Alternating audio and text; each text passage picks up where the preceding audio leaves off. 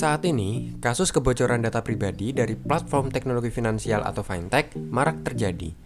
Praktik jual beli eKTP telah menyebar luas akibat sejumlah oknum yang dengan sengaja memanfaatkan data yang terbuka untuk mengajukan pinjaman online.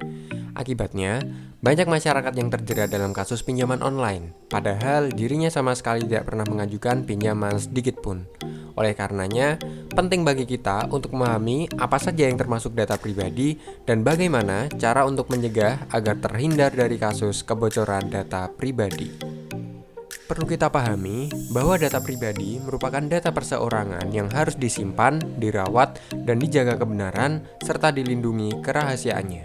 Data pribadi meliputi nama lengkap, nomor handphone, alamat, atau emergency kontak, yang merupakan nomor yang menunjukkan seseorang kerabat dari kita, bisa keluarga, saudara, atau teman dekat dari kita. Selain itu, Anda juga harus melindungi data berupa kartu keluarga, KTP, nama ibu kandung, foto selfie, nomor rekening, serta slip gaji. Dari sekian banyak data pribadi yang harus kita lindungi, jangan sampai satu di antaranya digunakan oleh oknum yang tidak bertanggung jawab untuk motif kejahatan tertentu. Lantas, bagaimana sih cara untuk melindungi data kita dari serangan kejahatan cyber? Lakukan beberapa tips berikut ini. Pertama, berpikir kritis. Teliti kembali setiap data yang kita berikan ke perusahaan atau data yang kita unggah di aplikasi tertentu. Pastikan data yang kita berikan tidak berlebih dan relevan dengan apa yang dibutuhkan untuk aktivitas tersebut. Misalnya, aplikasi musik, jangan berikan data seperti foto, video, atau alamat yang tidak ada hubungannya sama sekali dengan aktivitas yang dilakukan. Sikap kritis dan berhati-hati ini juga termasuk pada setiap broadcast di sosial media yang berisi iming-iming sejumlah uang tertentu dengan mewajibkan penggunanya mengunggah syarat berupa foto diri, KTP, dan alamat rumah. Hal ini sangat rentan digunakan oleh oknum untuk otorisasi pinjaman online. Kedua, ganti password dan bersih-bersih digital secara berkala. Anda dapat mengganti password secara rutin, misalnya 3 bulan sekali, untuk memastikan informasi dan data pribadi yang diunggah di internet aman dari peretasan. Pastikan menggunakan password yang cukup rumit tanpa mencantumkan detail seperti tanggal lahir dan lainnya. Anda juga dapat meningkatkan proteksi dengan cara menghapus data-data yang sudah tidak digunakan seperti pada inbox email atau file lama yang sudah tidak digunakan kembali.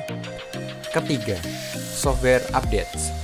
Software updates tidak hanya berfungsi untuk memperbarui fitur yang ada di HP Anda, namun juga dapat melindungi data pribadi Anda dari celah keamanan yang baru saja ditemukan.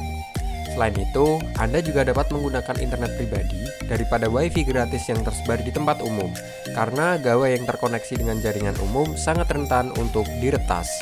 Keempat, pastikan situs beralamat HTTPS. Situs dengan HTTPS memastikan komunikasi Anda dengan server terenkripsi. Enkripsi merupakan aktivitas menyembunyikan informasi dari penyadap. Mengenkripsi bertujuan agar suatu data tidak dapat dilihat dengan mudah karena hanya dapat diakses oleh klien dan server tujuan. Terakhir, bijak bersosial media. Pastikan ketika berselancar di media seperti WhatsApp, Instagram, atau Facebook misalnya, jangan sampai mengunggah konten yang dapat mengundang penjahat cyber untuk datang. Seperti misalnya memposting tiket perjalanan kereta api, pesawat, atau hal lain yang sedang menunjukkan bahwa Anda tidak sedang di rumah dalam periode waktu tertentu. Selain itu, jangan mudah percaya pada sebaran chat yang mengatasnamakan pihak tertentu yang akan memberikan sejumlah dana hanya dengan mengeklik tombol atau link yang tentunya asing bagi Anda. Segera laporkan pada pihak berwajib jika Anda mendapati indikasi penipuan seperti pinjaman online ya.